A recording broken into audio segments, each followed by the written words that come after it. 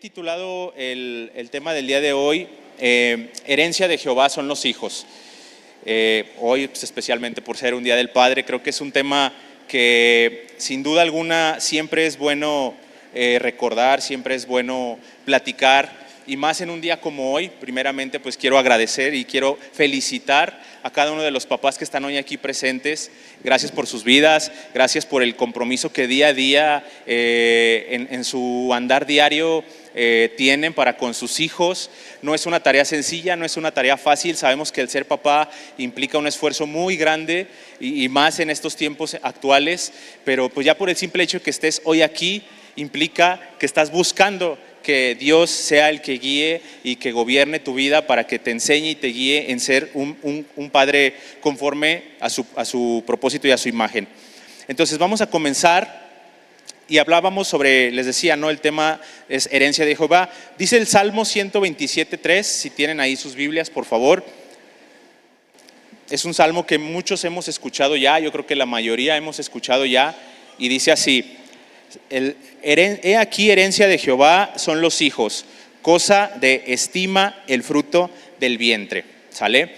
Ahí nos está hablando Dios diciéndonos que cada uno de los hijos que nosotros tenemos es una herencia. Es una herencia, es un regalo, es un legado, es algo que Él nos ha dado, tal vez sin obviamente ni siquiera merecerlo. Es como la gracia. Yo diría que la herencia es un reflejo de la gracia de Dios en nuestras vidas. Cada uno de nuestros hijos es sin duda un regalo que viene de parte de Dios para cada uno de nosotros y de nuestras vidas, pero que sin embargo implica también un trabajo, ¿no? Un esfuerzo, y ahorita lo vamos a ver. Como les decía, una herencia pues es un regalo que recibes sin tú necesariamente dar nada a cambio. En el mundo, por ejemplo, podemos ver personas que de repente reciben una herencia, ¿no? Que a lo mejor falleció algún familiar y pues les dejaron la herencia a esta persona. Tal vez ni siquiera sabían pues que estaban en el testamento de esa persona, pero sin embargo recibieron esa herencia, ¿no? Ahí por parte de mi trabajo luego me toca ver casos así bien sorprendentes de personas que llegan a cobrar sus herencias y te das cuenta de lo que tenían ahí en su cuenta bancaria y dices, órale, qué padre, ¿no? Yo quisiera recibir una herencia de ese tipo. Incluso, por ejemplo, ahorita me acuerdo, tenemos, una vez nos tocó ahí en el trabajo una señora que nos ayudaba ahí a hacer el aseo en el banco. Después de que salió de trabajar de ahí, se metió a trabajar con otra persona, y esta persona falleció y le dejó la herencia a la señora. Imagínate, ser como de película, como de esas cosas que no puedes creer que puedan suceder. No, sí, era una buena lana, estamos hablando de una buena cantidad de dinero. Y la señora recibió esta herencia, pues evidentemente ni siquiera era su familiar, ni siquiera era un pariente, era la persona con la que estaba trabajando. Pero esta persona tuvo a bien dejarle esa herencia, ¿no? A esta persona. De la misma manera, nuestro Padre Dios, sin esperar nada a cambio de nosotros, sin merecerlo, nos ha dado una herencia en cada uno de nuestros hijos. Y hoy que los tenemos aquí sentados justo al lado de nosotros, podemos darle gracias a Dios, y debe de ser una oportunidad para poder darle gracias a Dios por esa herencia que Él me ha dado. Ese regalo, ¿quién coincide conmigo que es el mayor regalo que Dios nos puede dar en esta vida? Un hijo es el principal regalo que podemos recibir de parte de Dios, ¿sale? Dios es un Dios de orden, Dios es un Dios que tiene y nos da la instrucción del nivel de importancia en cada aspecto de nuestras vidas. Sabemos que lo más importante para nosotros en esta vida es, primero, Él. Sobre todas las cosas, Dios es lo que debe de regir y gobernar nuestras vidas. Pero en segundo lugar, después de Dios, ¿qué creen que sea? ¿Qué creen que es lo que Dios dice? Esto es lo segundo más importante después de mí.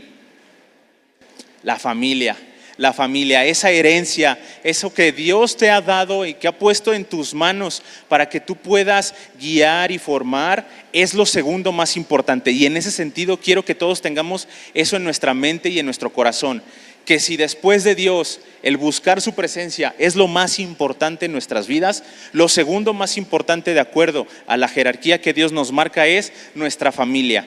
y como tal, en ese sentido, debería de regirse nuestras vidas. Que después de buscar a Dios, lo segundo más importante sea nuestra familia, nuestros hijos. El día de ayer estuvimos por ahí en el evento para papás. Fue un gusto, la verdad, que algunos de ustedes pudieran estar ahí.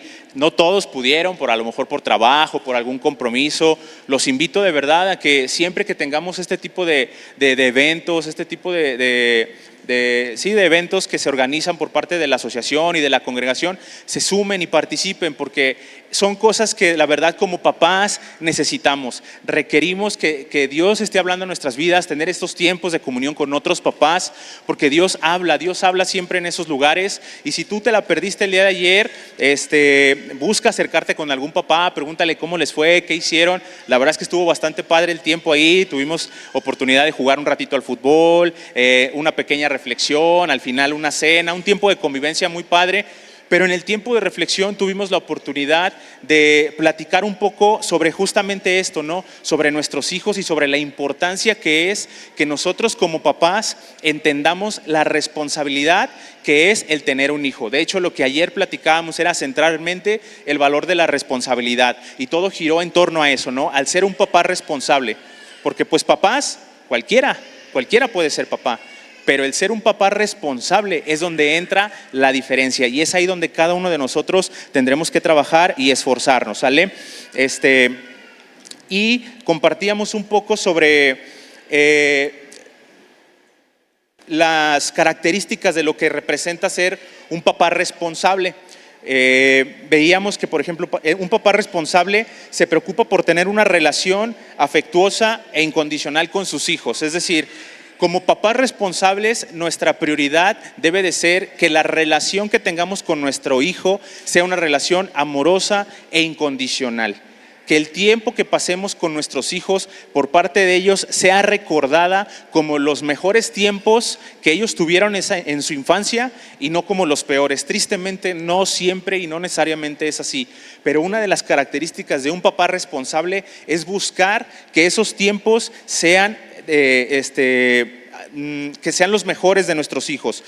Mantener una relación que vaya mucho más allá de el proveer económicamente. A veces pudiéramos decir que yo soy un papá responsable porque pues yo me preocupo por la economía de mi casa, yo trabajo, yo me esfuerzo todos los días, Dios es testigo de que yo trabajo y que todo mi dinero se va a la casa, no despilfarro.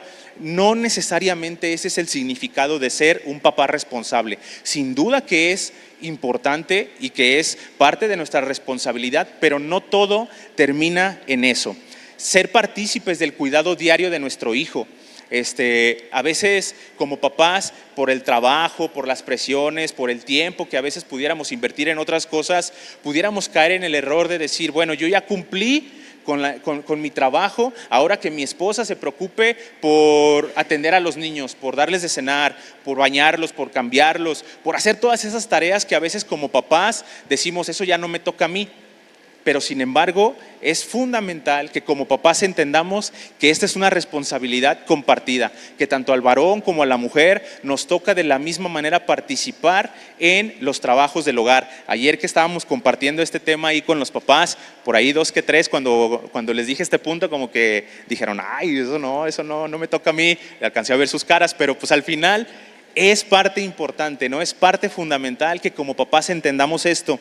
¿Por qué? Porque se aligera la carga y el nivel de tensión en casa disminuye. Porque gran parte de la problemática que existe hoy en día es justamente esto, ¿no? Esta disparidad. Es que tú no me ayudas, es que yo ya trabajé, es que yo ya hice. Cuando logremos entender que es una responsabilidad compartida, las cosas podrán ser mejor. Y al final, nuestros hijos todo eso lo observan. Ahorita que pasaron aquí los chiquitines y que estaban cantando y hasta visualmente hacían esto, ¿no? ¿Se acuerdan? Los que vimos ahorita, decían, ellos centran su mirada ¿en quién? En nosotros. Ellos están observando todo el tiempo nuestras conductas, lo que hacemos, lo que decimos, cómo nos comportamos, en qué dedicamos nuestro tiempo, y en eso es en lo que ellos están centrados. Somos un ejemplo para ellos. Ellos están todo el tiempo observando nuestra conducta y nuestra actitud. Debemos de buscar brindar una crianza respetuosa, cuidar y criar con buen trato a nuestros hijos, no ser padres ásperos, ser padres amorosos, hermoso ser padres que se preocupen por la sanidad emocional, por la sanidad espiritual de cada uno de nuestros hijos, porque tengan corazones sanos, que crezcan con una imagen correcta de su papá, de su mamá, que fuimos padres que pudimos criarlos en amor, con disciplina, que también ayer lo compartíamos, pero en amor. Y con todo esto, si nosotros logramos hacer esto, se produce un efecto positivo en cada uno de nuestros hijos. Si tú haces todo esto, por decir algunas cosas, ahorita solamente mencionamos algunas, evidentemente existen muchas más: el dedicar tiempo a tus hijos, el orar por ellos, el tener tiempos de comunión, de convivencia, etcétera. Logras que en tu hijo se produzcan efectos positivos que a lo mejor en la edad temprana es difícil verlos, pero que conforme van creciendo nuestros hijos podremos irnos dando cuenta de cómo, si desde niños nos preocupamos por formar estos lazos o estos vínculos de amor con nuestros hijos, llega la edad en la cual ese fruto se empieza a ver en la vida de nuestros hijos, ¿no? Una de ellas pues es una mejor autoestima.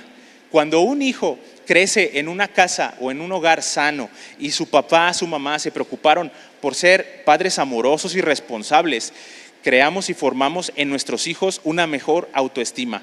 Tristemente hoy podemos ver en nuestras escuelas niños con problemas de autoestima porque a lo mejor en sus casas no recibieron la atención correcta, la atención debida. Más habilidades sociales. A veces vemos niños que les cuesta un poquito más de trabajo interactuar, tener relaciones con sus compañeros, con sus amistades, con sus hermanitos, con sus primos, etcétera. Son consecuencias de lo que a lo mejor están viviendo en casa. Un mejor desempeño escolar. Si nosotros vemos que nuestros hijos están batallando con las calificaciones, que de repente les cuesta trabajo poner atención en clase, pongamos ojo a lo que está pasando en nuestra casa. Tendrán más herramientas para enfrentar las dificultades que se le presentan en la vida. Por eso les decía que cuando son pequeños, pues las circunstancias o los problemas que se le presentan, pues son problemas pequeñitos, pero conforme va creciendo nuestro hijo, conforme va madurando, conforme van pasando los años, los problemas empiezan a ser más grandes. Y es ahí donde podremos ver la capacidad que nuestros hijos pueden desarrollar para enfrentar ese tipo de problemas más grandes, ¿no? Tal vez ahorita ya nosotros nos damos cuenta que nuestros hijos están atravesando por tal circunstancia, por tal cosa, y vemos la forma en cómo reaccionan, cómo afrontan su responsabilidad. Y eso, parte principal y fundamental, es de la crianza que recibieron desde casa, la forma en cómo afrontarán los problemas en la edad adulta. Y por último, pues tienen una mayor probabilidad de ser un papá o una mamá comprometidos. Si nosotros somos la imagen correcta para ellos, ellos son imitadores de nosotros. Y ellos en el momento cuando les toque ser papás, buscarán imitar la educación que recibieron por parte de nuestros hijos, de sus papás.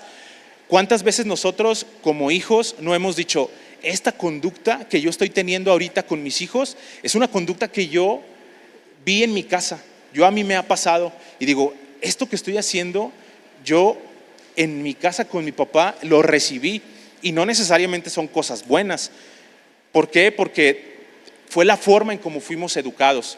Entonces, invariablemente llegará el momento en el cual nuestros hijos, cuando sean papás, sacarán lo que nosotros les transmitimos en su edad temprana, en su edad infantil, que es lo que queremos que ellos hagan en su vida adulta, que saquen las cosas buenas que nosotros invertimos en ellos o las cosas no tan buenas que nosotros hicimos en la crianza de nuestros hijos.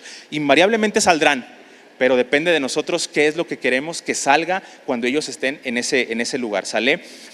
Hablábamos de la herencia, ¿no? Y decíamos que la herencia de Jehová son nuestros hijos, así como una herencia, pues nosotros sabremos qué hacemos con ella. ¿Se acuerdan de la parábola de los talentos y cómo es que el Señor le dio a cada uno de sus 3 empleados una cantidad de talentos?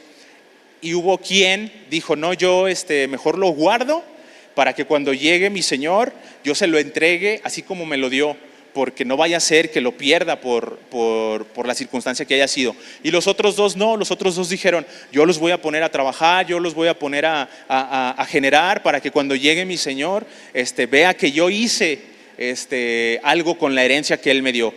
Si estamos hablando que nuestros hijos son esa herencia, esta parábola de los talentos aplica también para esa herencia que recibimos de nuestro Señor.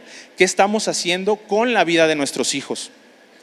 Si simplemente estamos ahí sin hacer mayor cosa, porque no queremos comprometernos más allá por miedo, por incertidumbre, porque no sé hacer las cosas, porque no la vaya a regar, ese talento, esa herencia que yo recibí de parte de mi Dios, pues ahí se va a quedar, como si lo hubiéramos simplemente enterrado como esta persona, ¿no? Y llegará el día en el cual rendiremos cuentas delante de nuestro Señor. ¿Qué hicimos con ese talento? ¿Qué hicimos con esa herencia que recibimos de parte de Dios en cada uno de nuestros hijos? Sin embargo, si ese talento que recibimos con nuestros hijos, nosotros los ponemos a producir, por así decirlo, los ponemos a trabajar, si invertimos en ellos, si en nuestros hijos nos esmeramos, si nos preocupamos por darles un buen ejemplo, una buena educación, si nos preocupamos por ser íntegros en nuestras casas para que Él siga mi ejemplo, entonces estaremos reproduciendo y produciendo en Él ese talento para que entonces cuando nuestro Señor nos pida cuentas de Él, tengamos un hijo, una hija que pudo desarrollar su potencial al máximo y que pueda hacer la voluntad por la cual Él vino a este lugar. Porque tenemos que entender que cada uno de nuestros hijos tiene un propósito. Él nos los ha mandado con un propósito.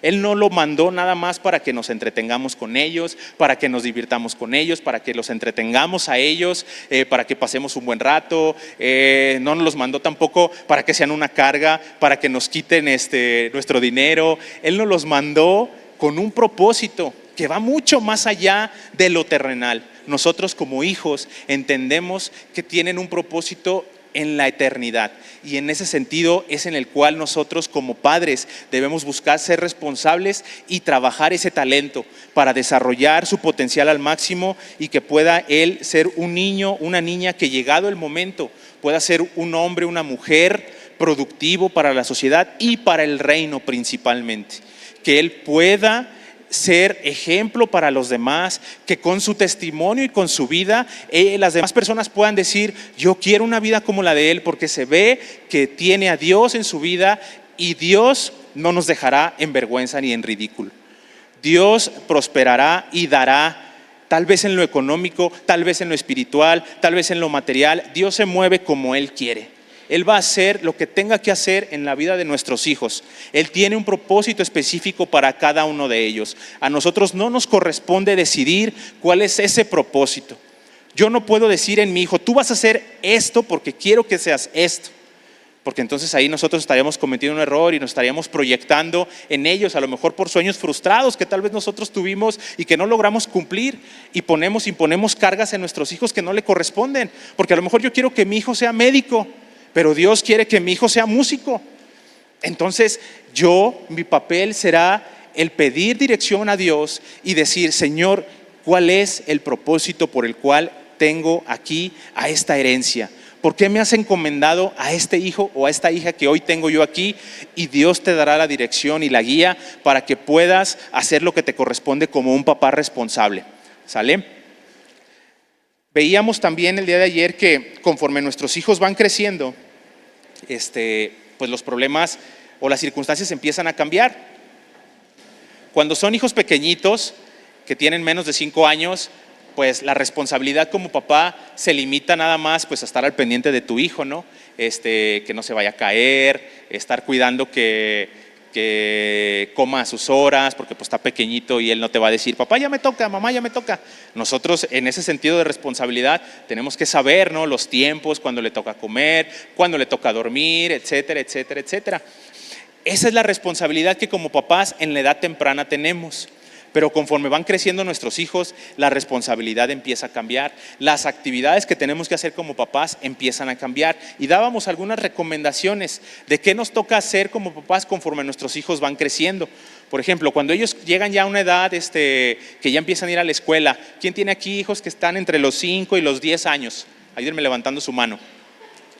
Entre los 5 y los 10 años ya empiezan otro tipo de cosas, ¿no? Otro tipo de actividades. A lo mejor ya el llevarlo a la escuela, el participar de las actividades que organizan allí en su escuela, que ayer veíamos, ¿no? Es fundamental en la vida de nuestros hijos estar presente en esos momentos. Imagínate tú que estás en un evento, o imagínate, mejor dicho, a tu hijo, a tu hija que está hoy aquí sentado al lado de ti y que están en un evento escolar. y que les dicen, díganle a sus papás, ahorita que por ejemplo lo del Día del Padre, díganle a sus papás, tráiganse a su papá porque vamos a hacer una actividad, una dinámica con todos ellos para que participen y estén ahí. Y que todos los niños, sus compañeritos, estén ahí con su papá y que tu hijo, tristemente, por la circunstancia que sea, no está con su papá. Imagínate el corazón de tu hijo, la tristeza que va a existir en él porque su papá, viendo que todos sus demás compañeritos tienen a su papá ahí, el papá de él no está presente. Él no va a entender que es porque su papá tiene que trabajar. Él no va a entender que su papá está esforzándose para llevar la comida a la casa. Eso él no lo va a entender en ese momento. Él lo único que va a ver es, mi papá no está. Eso es lo único que va a ver, mi papá no está. Y es nuestra responsabilidad entender que lo segundo más importante en jerarquía es mi familia. Después de Dios es mi familia, no mi trabajo, no mis responsabilidades, incluso en la congregación, no nada más que mi familia. Y cuando entendamos eso, entonces acomodaremos nuestra agenda, acomodaremos nuestras cosas para que de verdad se vea que lo segundo más importante es mi familia. Después los hijos van creciendo, pasan a una etapa a lo mejor ya en la juventud. ¿Quién de aquí tiene hijos ya arriba de 10, 11 años, 12 años? Ayúdenme levantando su mano. ¿Qué me dicen, papás? Ya las circunstancias empiezan a ser diferentes, ¿no? Ya no es como al principio que nada más te preocupabas por arrullarlo, por cambiarle el pañal, por darle de comer o por ir a los eventos de la escuela. Ya las complicaciones empiezan a ser otras, los problemas empiezan a ser otros. Nuestros hijos, conforme van creciendo, pues también ellos van madurando y van requiriendo cosas distintas de nosotros como papás. En cada etapa de la vida de nuestros hijos, ellos requieren habilidades o características diferentes de cada uno de nosotros, demandan cosas distintas de cada uno de nosotros. Yo no puedo a mi hijo de 15 años agarrarlo y ponerme a arrullar y tenga, mi hijo chulo, tómese su biberón, ¿verdad que no? Me vería ridículo ahí dándole biberón a un jovencito de 15 años. Un joven de 15 años requiere otras habilidades de mi parte, requiere otras características de mi parte. Yo necesito estar atento, necesito estar vivo, necesito estar escuchando la voz de Dios, poniéndome a su disposición para que Él me brinde a mí las herramientas para yo ser el papá que mi hijo necesita en cada etapa de su vida. Conforme los hijos van creciendo, los problemas también van creciendo. En la adolescencia todo empieza a cambiar. En la adolescencia nuestros hijos empieza un nuevo despertar en sus vidas. Ellos empiezan a ver cosas que cuando eran niños no veían. Ellos empiezan a ver comportamientos, ellos empiezan a empezar a recibir influencias de parte de los compañeros de su escuela, porque pues no los podemos tener encerrados en un círculo, en una burbuja. Ellos tienen que salir y es necesario que así sea, porque es parte del proceso de su crecimiento, de su madurez. Ellos va a llegar el momento en el que van a tener que empezar a salir. Pero si nosotros fuimos sabios y formamos en su niñez, en su etapa preescolar, un buen ejemplo, formamos en ellos los buenos valores y buenos principios, las cosas serán más fácil tanto para ellos como para nosotros como papás. Empiezan los riesgos, empiezan a haber cosas ahí que el mundo ofrece y que nosotros como papás necesitamos estar ahí presentes, necesitamos estar atentos a lo que mi hijo está escuchando, a lo que mi hijo está viendo, con quién se está juntando, a dónde se fue, por qué no ha llegado. Todo ese tipo de cosas tenemos que estar atentos, porque nuestros hijos son muy hábiles y pueden decir, no, pues es que tengo una tarea de la escuela y hoy me tengo que juntar con mis amigos, qué sé yo, ¿no? Digo porque yo así lo hice, digo porque yo eso hice en algún momento. Y nosotros como papás a veces ni siquiera sabemos en dónde andan nuestros hijos. Tenemos que ser muy sabios, pedir sabiduría a Dios para que Él nos ayude a estar presentes en esa etapa de sus vidas. Tenemos que aprender a poner límites. Límites en el sentido de no ser como una vara rígida, que aquí se hace lo que yo digo y se acabó. Porque Dios dice que se tiene que hacer esto y se acabó. En la mente de un adolescente, ¿sabes qué está escuchando cuando tú le dices eso como papá? Mi papá no sabe. Mi papá está tallado a la antigua. Él no sabe cómo es la vida ahora. En un jovencito, en un adolescente, él no va a entender y va a decir, qué padre, mi papá me está poniendo límites porque sabe que es lo mejor para mi vida. Cuánto amo a mi padre, ¿verdad que no? Jóvenes que están aquí, Ellos están pensando, no, mi papá no sabe, no entiende, la vida del mundo ya es otro, las cosas cambiaron. Pero no por eso vamos a ser papás permisivos que vamos a dejar que nuestros hijos hagan lo que quieran. Ay, es que si yo soy muy rígido con mi hijo, después le voy a caer mal, le voy a caer gordo y al rato ya no me va a decir. Como esos papás que dicen, yo prefiero que mi hijo se tome una cerveza aquí delante de mí que lo estoy viendo, a que se la tome allá donde no lo voy a ver. ¿Hemos escuchado de repente eso, no? A mí sí me ha tocado escuchar papás así y yo nada más pienso y digo, ay, Dios mío, abre el entendimiento de este varón porque no está entendiendo de qué se trata el educar a nuestros hijos. No por ser permisivos se trata de ser flexibles o de caerle bien a nuestros hijos. Ellos en esta etapa específica de sus vidas requieren límites, de aquí a aquí. Tú puedes hacer lo que tú quieras, pero mientras no te salgas de esta línea y de esta línea. Y al hacer eso logramos que nuestros hijos digan, bueno, está bien, mi papá no me dejó hacer esto, pero tengo chance de hacer estas cosas. Estamos dándole como un carril, ¿no? En el cual puede cambiar de carril, pero sin salirse del camino, sin salirse de la carretera. Tenemos que pedir sabiduría y dirección a Dios para establecer esos límites, siempre guiados por la Escritura y la palabra de Dios. Aquí es donde se nos va a dar los límites que podemos poner en cada uno de nuestros hijos, ¿sale? Y en nuestros adolescentes, parte fundamental para la crianza de nuestros adolescentes es mostrarles respeto. A veces como papás pudiéramos caer en el error, y hablo sin saber, les digo honestamente porque pues mis hijos son pequeños. Mis hijos, el más grande tiene 10 años. Tal vez podrán decir, pues tú qué sabes, tú todavía no tienes hijos grandes, hijos adolescentes.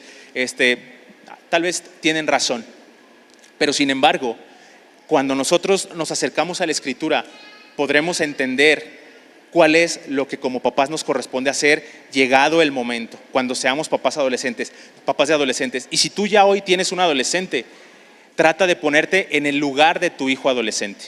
Muéstrale respeto. A veces como papás podremos etiquetar a nuestros hijos, especialmente a los adolescentes, y decir, no, es que ahorita están en una etapa en la cual no entienden de razones. Ellos ahorita están cegados, ellos ahorita no son rebeldes y no van a entender, necesitan mano dura, mano rígida. Mostremos el respeto porque ellos están empezando en ese despertar. Su intelecto, su mente, su entendimiento, su inteligencia está empezando a abrirse, está empezando a desarrollarse. Y parte fundamental de cómo nosotros eduquemos a nuestros hijos en esa etapa de sus vidas será lo que marque el camino que nuestro hijo tomará llegado el momento, ¿sale? Bien, vamos a buscar por favor Mateo capítulo 18, versículos del 1 al 6. No, discúlpenme, Proverbios capítulo 14, versículo 26.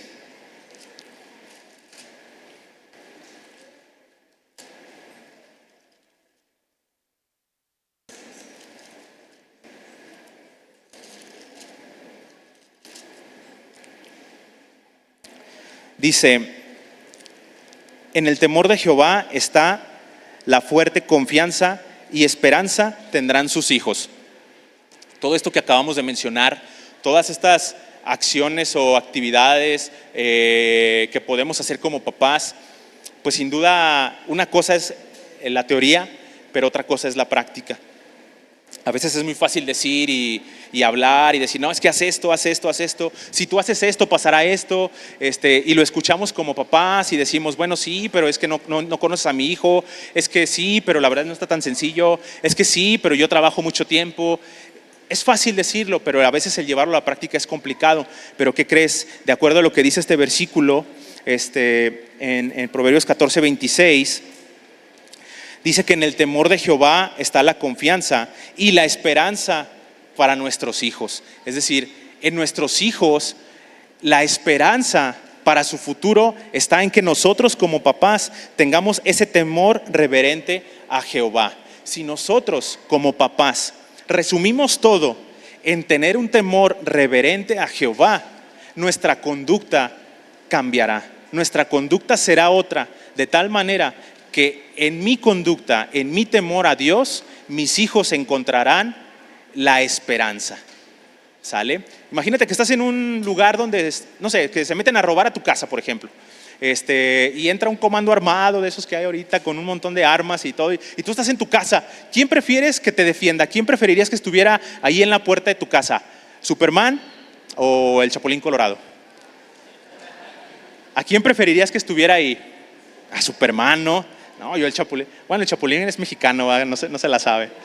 No, a Superman, ¿no? Porque pues él tiene las habilidades, él tiene el poder. En él yo encontraría la esperanza. En él yo estaría tranquilo, porque yo descanso y confío en que él va a poder con el que se le ponga enfrente. Si se le pone cualquier otra persona, pues yo dudaría.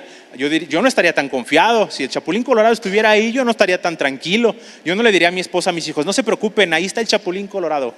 Tú como papá le podrás decir a tus hijos, no te preocupes, aquí estoy yo. Es una pregunta que como varones, como papás, tendremos que contestarnos. ¿En dónde está tu temor reverente a Jehová? ¿En dónde está tu fe? ¿En dónde está Cristo en tu vida?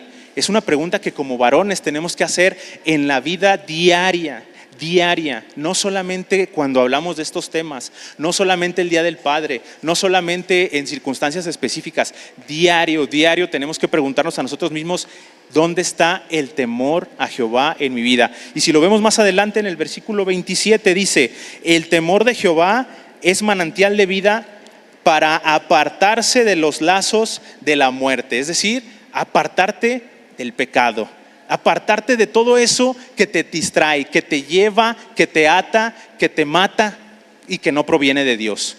Cuando tú o estás con Dios o estás con el pecado, no hay de otra, no hay puntos medios. Estás con Dios o estás con el pecado, y de eso dependerá la esperanza de tus hijos. Está en juego no solo tu vida, ahorita lo comentaba el pastor, no solo tu vida ni tu familia, generaciones y naciones enteras. Nosotros somos los que formamos y los que le damos la dirección a nuestra nación. Pregúntate hoy por qué como nación estamos así.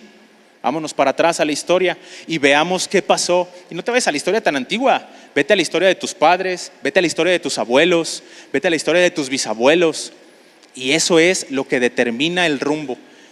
Eso es lo que determina el rumbo. Pero ¿qué crees? No estamos solos.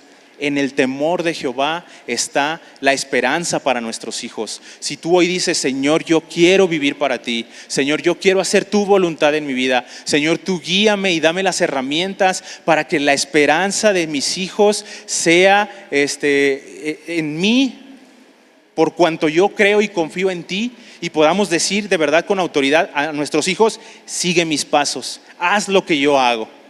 Que nuestros hijos puedan decir, yo voy a hacer lo que mi papá hace porque yo sé que él le tiene temor a Jehová. Amén. Ahora, la otra cara de la moneda. Vamos a buscar Mateo 18, capítulos del 1 al 6.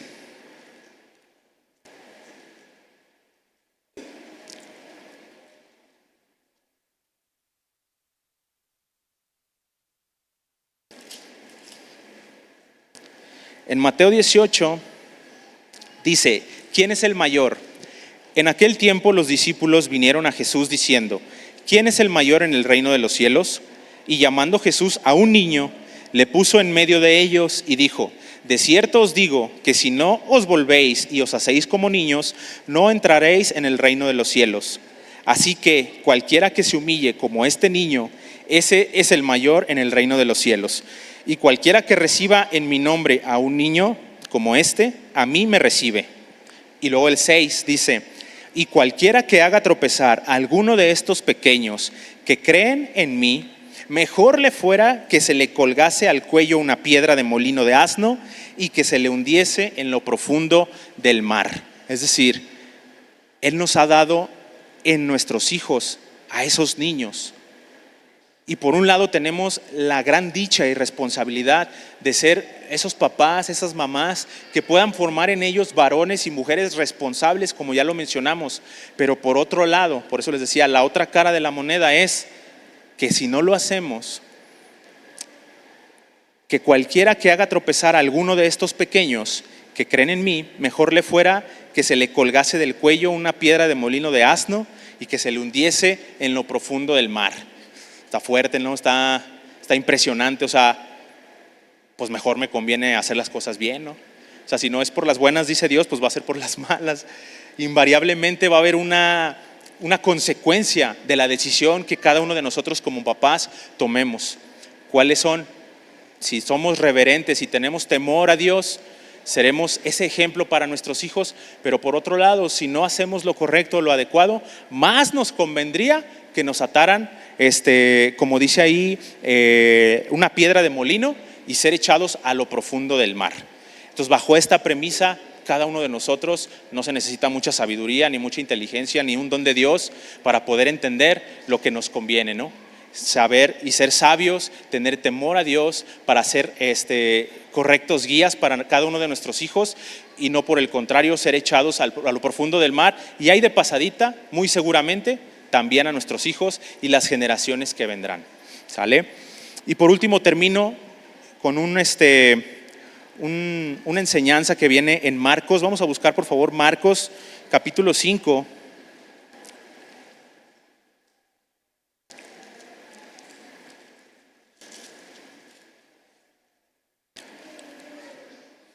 Habla sobre la hija de Jairo, ¿se acuerdan?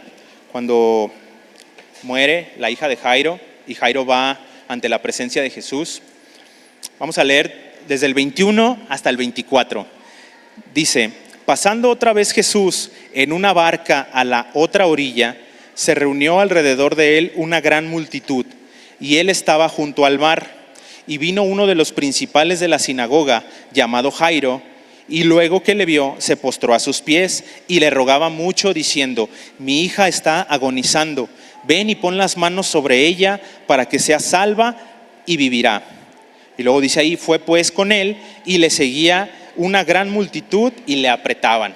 Es para que veamos más o menos el contexto, ¿no? El escenario en el que estaban. Estaba la multitud ahí, estaba Jesús haciendo de las suyas ahí y toda la gente buscando acercarse a él, queriendo escuchar, queriéndolo tocar, queriéndole ver. Y Jairo se abre paso entre la multitud y va hasta donde está Jesús y le dice: Jesús, mi hija se está muriendo, está ya agonizando, necesito que tú vayas para que ella pueda ser sana. Y luego nos brincamos hasta el versículo 35, porque ya después de eso habla sobre la mujer de flujo de sangre. Esa ya es otra enseñanza, pero pasamos al versículo 35, Marcos 5:35, y dice: mientras él aún hablaba, vinieron de casa del principal de la sinagoga diciendo: tu hija ha muerto, ¿para qué molestas más al maestro? Pero Jesús, luego de que oyó lo que se decía, dijo al principal de la sinagoga: no temas, cree solamente. Y no permitió que le siguiese nadie sino Pedro, Jacobo y Juan, hermano de Jacob. Y vino a casa del principal de la sinagoga y vio el alboroto y a los que lloraban y lamentaban mucho. Y entrando les dijo: ¿por qué alborotáis y lloráis? La niña no está muerta, sino duerme. Y se burlaban de él. Mas él, echando fuera a todos, tomó al padre y a la madre de la niña y a los que estaban con él, y entró donde estaba la niña.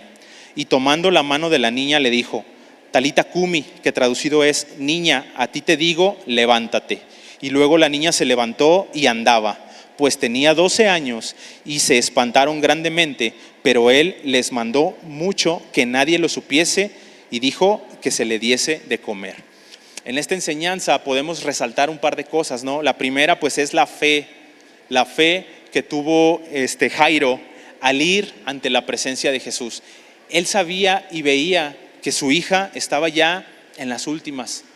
Tal vez hoy nosotros como papás, tal vez tú hoy tienes un hijo, una hija que ya no es una pequeñita, que ya no tiene 5 años, a la cual puedas tener ahí sentada en tus piernas, abrazando y cuidando y protegiendo, y que tienes el control total y absoluto de él o de ella.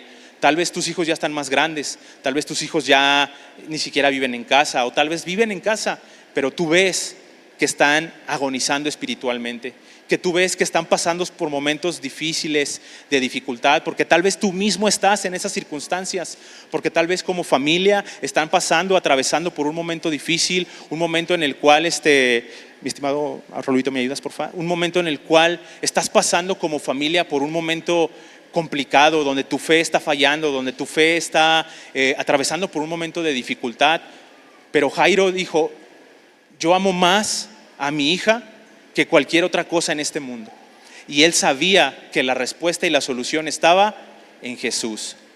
Él no fue a buscar un médico, él no fue a buscar a una curandera, él no fue a buscar al banco, al prestamista que le prestara dinero para comprar medicinas. Tal vez ya lo había hecho, tal vez él ya había agotado todas las posibilidades que estaban a su alcance y vio a su hija y dijo: ya, mi hija está muriendo. Y fue a Jesús. Y por eso decía que tal vez hoy nosotros como familia, como papás, vemos en nuestros hijos que están atravesando por un momento difícil en el cual a lo mejor no están muriendo físicamente, pero tal vez sí espiritualmente.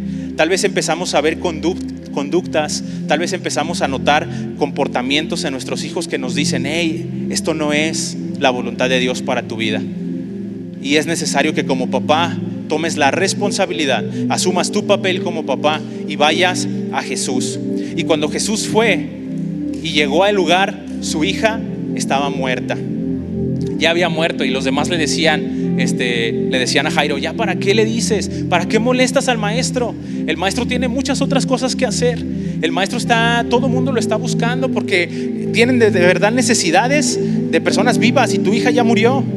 Pero sin embargo Jesús vio la fe en el corazón de Jairo y dijo: hey, tu hija no está muerta, simplemente está dormida.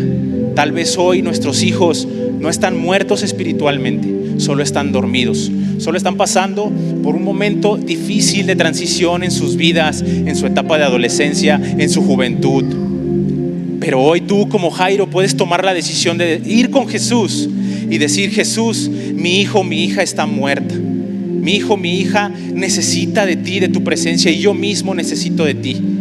Y este es un buen día, un buen momento para que tú hoy puedas hacer y decirle a Jesús: estoy aquí, Jesús, porque yo ya no puedo más, porque yo necesito que tú intervengas y metas tu mano en mi relación con mis hijos, en mi relación con mi hija, con mi hijo, que hoy están distantes. Tal vez ni siquiera lo tienes ya aquí sentado a un lado de ti. Tal vez tus hijos ya están grandes y ya se fueron y viven en otro lugar, pero tú ves que no están viviendo conforme el propósito de Dios en sus vidas. Así es de que hoy yo te quiero invitar a que hagas esta oración por tus hijos, a que tú le pidas a Jesús que Él tome el control sobre tu vida y sobre la vida de tu hijo, y que Él intervenga en tu corazón y que te ayude a tener temor reverente hacia Él, para que puedas ser un ejemplo para cada uno de ellos.